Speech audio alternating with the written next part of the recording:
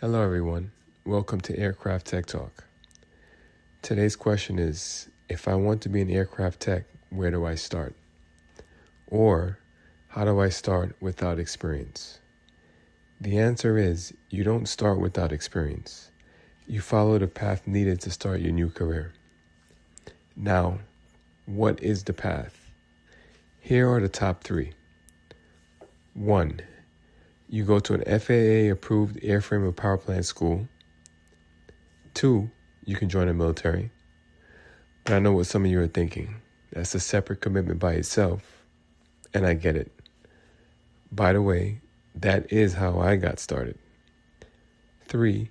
You apply for an aircraft tech job, and if you do get it, you document 30 months of on-the-job training.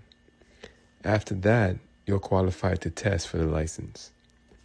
Now, on a side note, there are companies out there that will hire without experience, and they'll pay you to go to school.